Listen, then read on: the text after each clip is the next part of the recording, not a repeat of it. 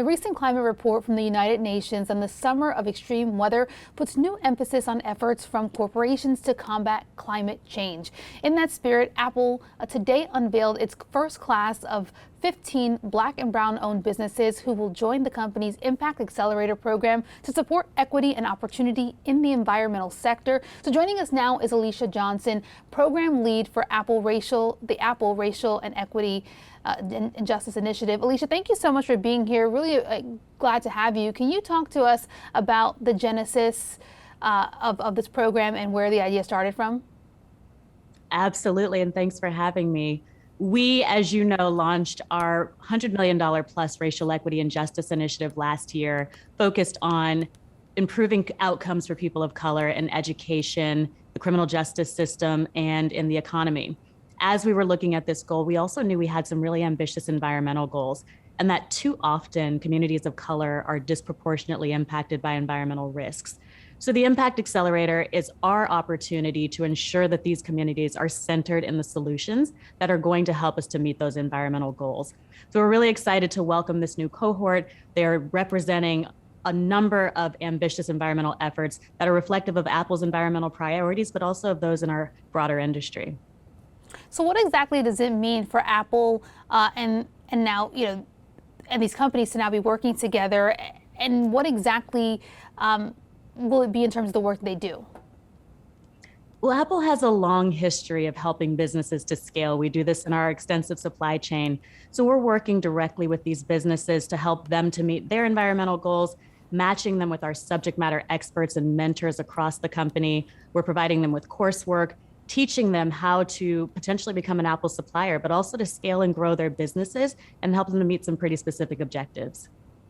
What are some of the factors that Apple is putting into place in terms of consideration for the businesses selected in this program?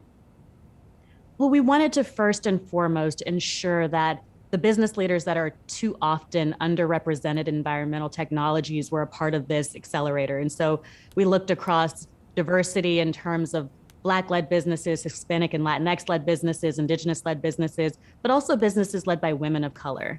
We also wanted to find businesses that were aligned with Apple's environmental priorities. We work to ensure that we're addressing climate change in our efforts through renewable energy use and energy efficiency, to conserve resources, and also to use smarter chemistry in our products to protect the people who make and use them. And so we have businesses that are working across all of those spaces that are reflected as a part of this group. Now, we see that these businesses are located in a wide array of places around the country. How important was it to have geographic diversity, in the program, and why was that important? We were really excited to see such an overwhelming response in terms of applicants.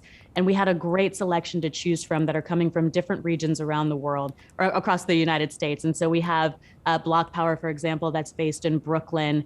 We have the Osheti Power Authority that's developing clean energy solutions on tribal lands, on Sioux tribal lands.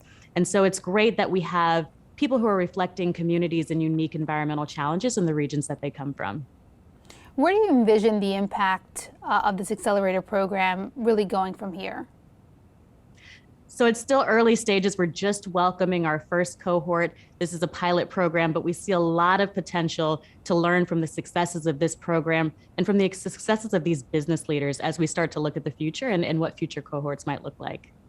I wonder if you can just break down, why was it so important to kind of build this program around the emphasis of climate change in that initiative?